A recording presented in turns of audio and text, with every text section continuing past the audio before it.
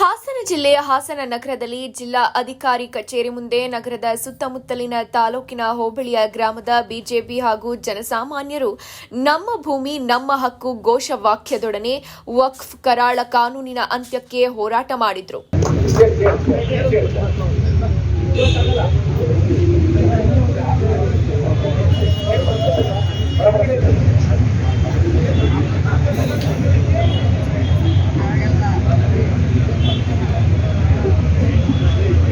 ಇವತ್ತು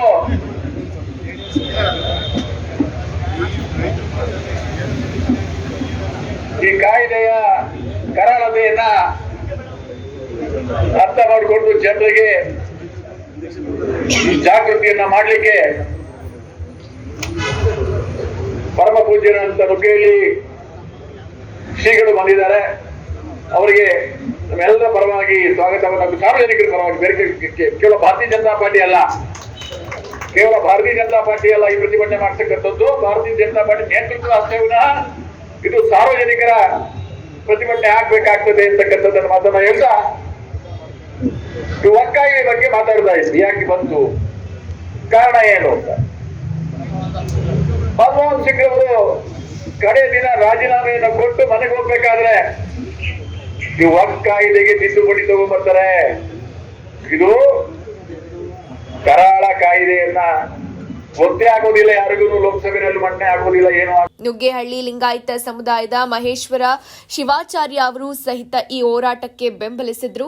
ಮಾಜಿ ಜಿಲ್ಲಾ ಅಧ್ಯಕ್ಷ ನವಿಲೆ ಅಣ್ಣಪ್ಪನವರು ಮಾತನಾಡಿದ್ರು. ಈ ಸಂದರ್ಭದಲ್ಲಿ ಜಿಲ್ಲಾ ಅಧ್ಯಕ್ಷರು ನಾಗೇಂದ್ರ, ಎಸ್ಟಿ ಮೋರ್ಚಾ ಜಿಲ್ಲಾ ಪ್ರಧಾನ ಕಾರ್ಯದರ್ಶಿ ಜಿತೇಂದ್ರ ಕುಮಾರ್ ಹಾಗೂ ಕರ್ನಾಟಕ ರಾಜ್ಯ ರೈತ ಸಂಘ ಹಾಗೂ ಹಸಿರು ಸೇನೆಯ ರಾಜ್ಯ ಪ್ರಚಾರ ಸಮಿತಿ ಕಾರ್ಯಾಧ್ಯಕ್ಷರು ಶಂಕರೇಗೌಡರು ಮತ್ತು ಮಾಜಿ ತಾಲೂಕು ಚನ್ನರಾಯಪಟ್ಟಣ ರಂಗೇಗೌಡರು ಮತ್ತು ಸುತ್ತಮುತ್ತಲಿನ ಎಲ್ಲ ಮುಖಂಡರು, ಮಹಿಳೆಯರು ಭಾಗವಹಿಸಿದ್ರು.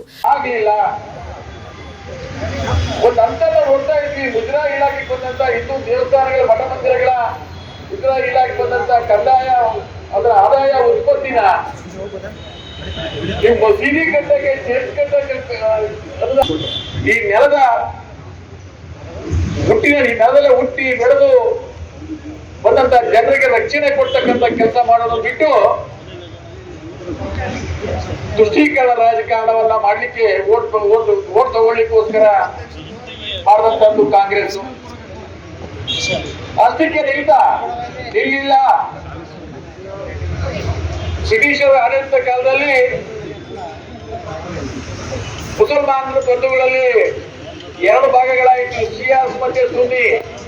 ಈಗ ನೀವು ಅರ್ಧ ಮುಂದೆ ಕಿತ್ತಾಡ್ಬೇಡ್ರಪ್ಪ, ನೀವು ಸರಿಯಾಗಿ ಹೋಗಿ ನಿಮ್ಮ ಆಸ್ತಿ ಎಲ್ಲ ನೀವು ಒಟ್ಟು ನೀವು ಆಸ್ತಿ ನೋಡ್ಕೊಳ್ಳಿಕ್ಕೆ ನಾವು ಕಮಿಟಿ ಮಾಡ್ತೀವಿ ಅಂತ ಹೇಳಿ ಒಂದು ವಕ್ಫ್ ಕಾಯ್ದೆಯನ್ನ ತಗೊಂಡ್ಬಂದ್ರು.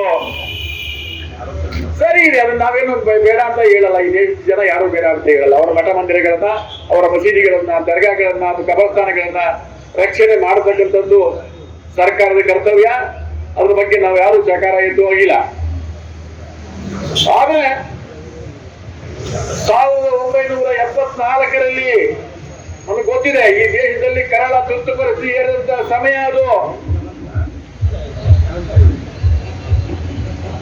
74ರಲ್ಲಿ ಆ ಕಾಯ್ದೆಗೆ ತಿದ್ದುಪಡಿಯನ್ನು ತಗೊಂಡ್ಬಂದು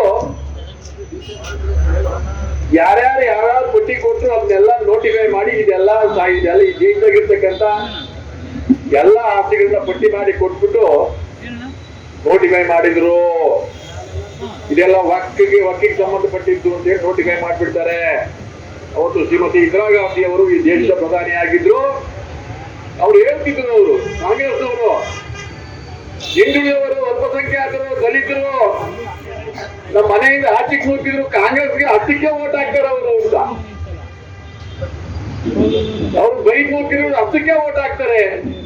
ದಲಿತರು, ಹಿಂದುಳಿದವರು, ಅಲ್ಪಸಂಖ್ಯಾತರು ಕಾಂಗ್ರೆಸ್ಸಿನ ಮತ ಬ್ಯಾಂಕ್ಗಳಾಗಿ ಪರಿವರ್ತನೆ ಮಾಡಿಕೊಳ್ಳಿಕ್ಕೆ ಮಾಡಿದಂತ ಈ ವಕ್ಫ್ ಕಾಯ್ದೆ ತಿದ್ದುಪಡಿ ಇವತ್ತು ನಮ್ಮೆಲ್ಲ ರೈತರ ಜಮೀನುಗಳಿಗೆ ಇಡೀ ಗ್ರಾಮವನ್ನೇ ಬಿಟ್ಟು ಹೋಗ್ಬೇಕಾಗಿದೆ. ಇವತ್ತು ಬ್ರಿಟಿಷ್ ಅವರೇ ಭಾರತ ಬಿಟ್ಟು ತೊಲಗಿ ಅಂತ ಹೇಳ್ತಂತ ಕಾಲದಲ್ಲಿ ಇವತ್ತು ನಾವು ಈ ಹಳ್ಳಿ ಜನ ನೀವು ಊರು ಬಿಟ್ಟು ತೊಲಗಿ ನೀವು ಅಂತ ಹೇಳಿ ವಕ್ಫ್ ಕಾಯ್ದೆಯಲ್ಲಿ ನಮಗೆ ಹೇಳ್ತಾ ಇದ್ದಾರೆ. ಇವತ್ತು ಇಡೀ ಹಳ್ಳಿನೇ ವಕ್ಫ್ ಆಸ್ತಿ ಆಗಿದೆ ಈ ದೇಶದಲ್ಲಿ.